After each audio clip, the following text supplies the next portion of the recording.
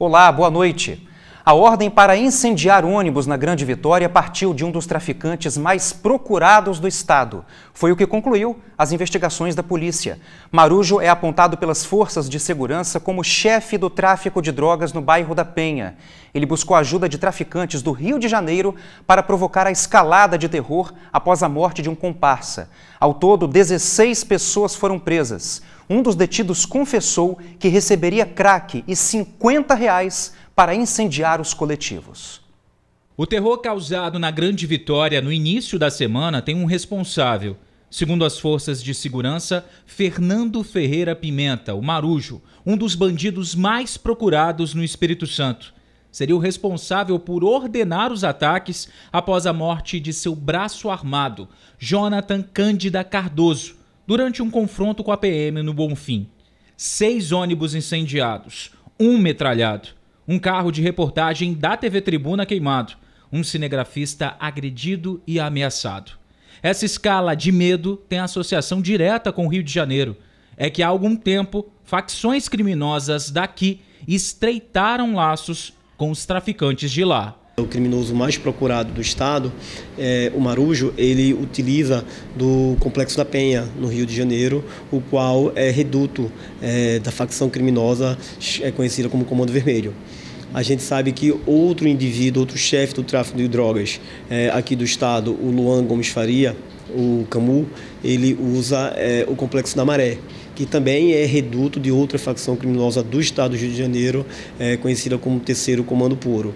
Não só esses 2 indivíduos, mas outros chefes, outros líderes, eles já usam o Rio de Janeiro como esconderijo, e isso facilita essa conexão. A relação dos traficantes capixabas com os traficantes do Rio de Janeiro, como vocês viram, de início estava muito mais ligada à questão da compra de armas, de drogas, só que com o tempo essa relação aumentou. Podemos dizer que os traficantes daqui estão fazendo escola com os criminosos do Rio de Janeiro. A gente vê que crimes que a gente não via antes aqui no Espírito Santo, que são crimes que já são consolidados no estado do Rio de Janeiro, vem acontecendo aqui no estado. Podemos afirmar com absoluta certeza que isso é fruto dessa conexão. Isso é fruto do fato desses chefes, desses líderes estarem lá no estado, eles estarem vendo esse tipo de crime lá, e aí eles trazem para cá, para o Espírito Santo, e praticam essa modalidade de crime. A polícia já prendeu 16 suspeitos de envolvimento nos ataques ocorridos na capital, incluindo um grupo que voltava do Rio de Janeiro com um adolescente de 17 anos que estava escondido na Rocinha. Iria comandar mais ataques por aqui. Suspeitos de atearem fogo, suspeitos de serem mandantes. Nós sabemos que há outros mandantes, então nós vamos aprofundar para dar um resultado para que não aconteça esses novos ataques que atrapalham tanto a vida da sociedade, e o Estado não vai permitir esse atentado, esse terrorismo contra os ônibus que estão circulando na Grande Vitória. 4 criminosos que iriam colocar fogo em um ônibus aqui na Avenida Beira-Mar, aqui na capital, tiveram a prisão em flagrante convertida para a prisão preventiva. Um deles, inclusive, durante a audiência de custódia, informou ao juiz que foi chamado por um integrante de uma facção criminosa para poder queimar o veículo. Em troca, receberia uma pedra de crack e R$50. Mas e agora? Aonde está o Marujo? A Polícia Civil, através do Centro de Inteligência, afirma que está cada vez mais perto de prender o bandido mais procurado do Espírito Santo. Está foragido em outro estado da federação, o que dificulta. As polícias se comunicam, polícia capixaba com a polícia do Rio de Janeiro, e é questão de tempo dele ser preso. Bom, e a gente reforça que qualquer informação que possa ajudar a polícia nas investigações pode ser repassada ao Disque Denúncia 181.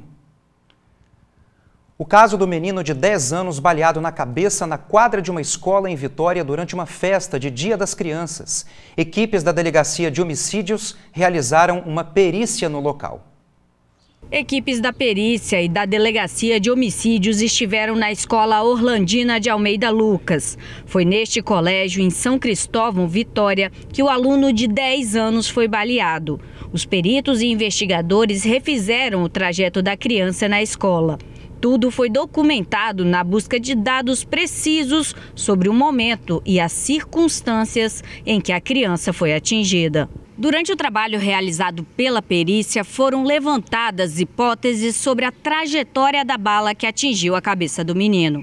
Essa análise vai indicar, inclusive, se o disparo saiu de fora ou de dentro do colégio. Mas para a Polícia Civil, ainda é necessário tempo para chegar a uma única linha de investigação. A gente está aqui hoje, junto com a perícia da Polícia Civil, a fim de investigar, fechar alguns pontos, né? A gente não pode afirmar nada nesse momento, tá? O que a gente pode dizer é que a Polícia Civil está trabalhando a fim de elucidar esse caso o mais rápido possível. O pai do menino contou à polícia que foi chamado ao colégio, pois o filho supostamente havia caído enquanto brincava no pátio e estaria ferido. Só quando a criança deu entrada no hospital que os médicos perceberam que se tratava de um tiro. A bala entrou e saiu da cabeça. A médica, veio, olhou ele e rapidamente ela já pegou ele e levou para a sala de cirurgia, porque ela falou que o estado dele era grave, que ele tinha que ir logo. Aí quando ela levou ele, nós fiquei esperando e quando terminou a cirurgia, que terminou lá por volta de umas 6 para 7 horas da noite, a médica falou que aquilo lá não era uma queda de bola, assim, projétil de arma de fogo. Na terça-feira, várias crianças estavam juntas do menino no pátio. Por ser véspera do Dia das Crianças, os estudantes se divertiam com brinquedos e atrações. Quando ela chegou em casa, que me falou que o menino tinha caído, viu o menino sangrando, e as outras pessoas também não sabiam no início.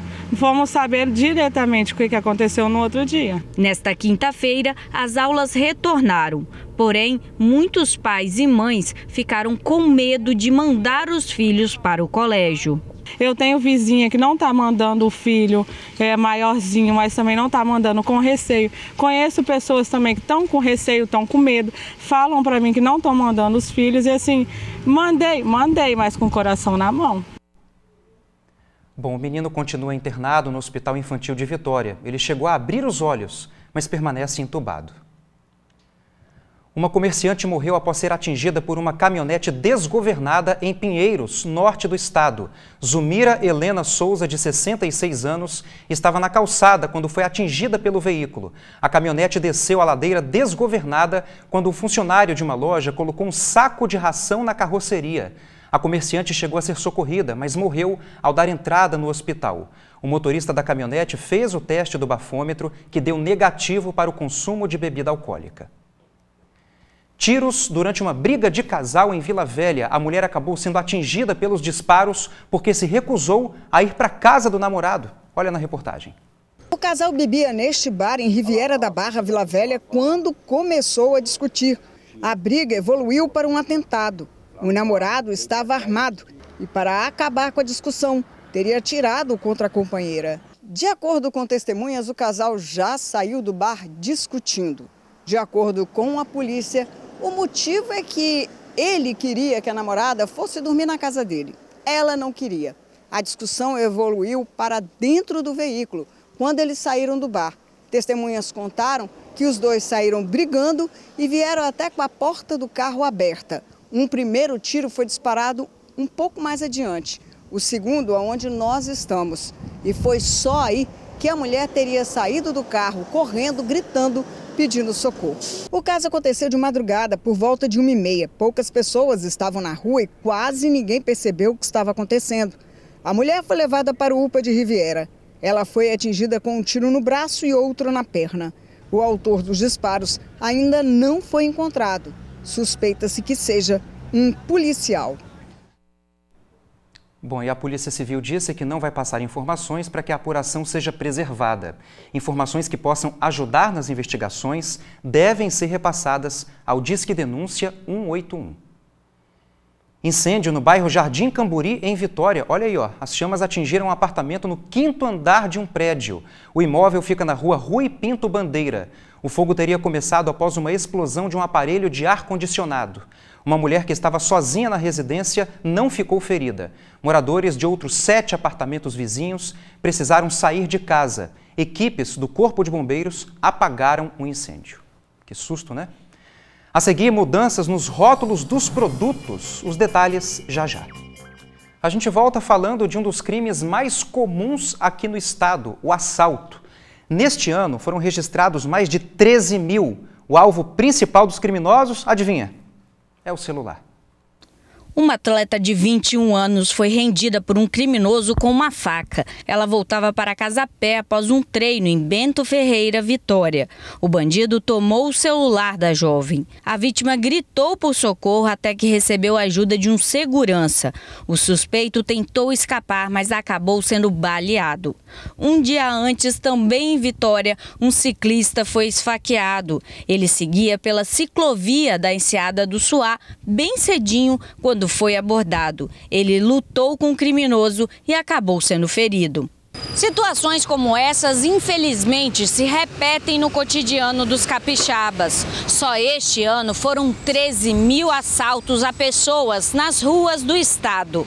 Os dados da segurança pública também apontam que a maioria dos roubos acontece às 5 horas da manhã ou por volta das 7 horas da noite. Há um risco, no fim da tarde, começo da noite, as pessoas estão voltando do seu serviço ou indo para a escola, faculdade, e isso acaba tendo esse maior fluxo de pessoas, onde o criminoso vê uma oportunidade de atuar. O celular é o principal alvo dos criminosos. Bem, a gente vê que as pessoas, os criminosos, eles buscam sempre algo com um valor agregado, e hoje o celular é um objeto de maior desejo desses criminosos pela sua facilidade de troca e pelo valor que ele traz, joias, dinheiro que às vezes as pessoas mexem na rua e outros objetos que ostentam valores. Então, se possível, as pessoas devem evitar de transitar com isso. A segurança pública é de responsabilidade do Estado, mas alguns cuidados podem diminuir as chances de ser assaltado. A nossa Constituição diz que a segurança é obrigação do Estado, dever de todos.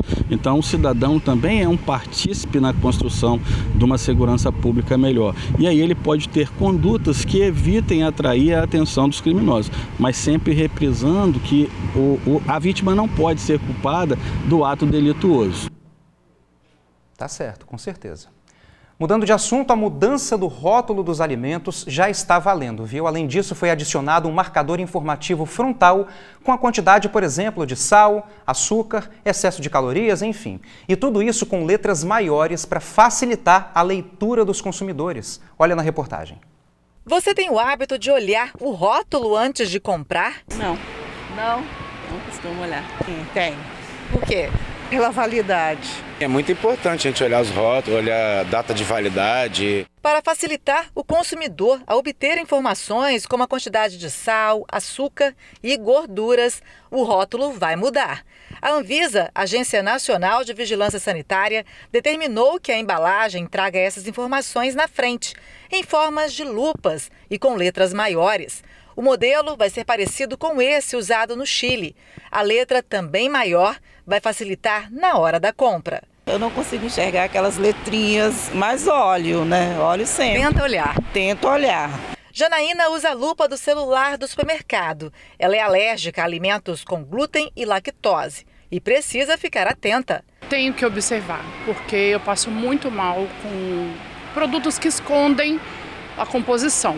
Então, por exemplo, eu tenho grande estufamento abdominal, azia, má digestão, flatulência, isso me incomoda muito. Quem tem outros problemas de saúde, como diabetes, hipertensão, também precisam ter cuidados com os produtos industrializados. Então aqui com essas letras, essa cor, tamanho, fica difícil ver a informação. Pois é, mesmo quem tem uma visão boa, você vê que uma letra verde, o fundo verde claro com a letra branca, é difícil você conseguir entender no primeiro momento. Então o que você tem que fazer? Forçar a vista para você conseguir entender o que está escrito aqui. Que na verdade a gente consegue entender agora, depois de um tempo, fixando bem ali no produto. Deu para perceber a quantidade de açúcar e de sódio? Então, você vai ter... Aqui embaixo a gente consegue ver a quantidade de sódio e o açúcar não está sendo informado aqui. Então, nessa nova legislação, eles vão mostrar exatamente a quantidade de açúcar que tem no produto todo e a quantidade de açúcar adicionado no produto. E os biscoitos podem se tornar vilões se consumidos em excesso. O famoso biscoitinho de água e sal, que os nutricionistas detestam falar sobre isso, porque tem gente que acha que é saudável e biscoito, de uma maneira geral, não é saudável. Ele, para ter aquela crocância, ele tem uma quantidade maior sim, de gordura, e essa gordura que não é uma gordura muito saudável, e além de tudo, tem uma quantidade alta de caloria. Então, só para vocês terem uma ideia, 4 biscoitinhos equivalem a um pão francês. E trocando em miúdos, nada disso é interessante para a saúde, né, gente? A nova regra já está valendo e os produtos fabricados a partir de agora já tem que ter essa informação na nova embalagem. Mas existe um prazo. Por exemplo, aqueles produtos com validade maior, eles ainda serão encontrados nas prateleiras, como, por exemplo, esse biscoito. A validade dele é para o dia 30 de junho do ano que vem. A partir do dia 9 agora do mês de outubro de 2022, os produtos que saírem da fábrica, eles são obrigados a sair com esse novo rótulo, essa nova embalagem. Mas nas gôndolas das prateleiras tem um prazo aí de 1 ano para trocar esses produtos. Interessante, né? Ficar de olho agora vai ficar mais fácil. Cuidar da saúde é fundamental. A seguir, susto em Cariacica. Um caminhão derrubou um poste e deixou um bairro sem energia elétrica. Os detalhes já já. Olha só o estrago causado por um acidente em Cariacica. O caminhão sem freio atingiu um poste que caiu após a batida. O acidente aconteceu no final da manhã no bairro Castelo Branco, na rua Cassiano Castelo. E com a queda do poste, moradores ficaram sem energia elétrica. Apesar do estrago, graças a Deus, ninguém ficou ferido. De acordo com a concessionária de energia elétrica, uma equipe foi até o bairro para resolver esse problema. Ainda bem, né? Uma excelente noite para você, um abraço e até amanhã, 7h20 te espero. Tchau, tchau.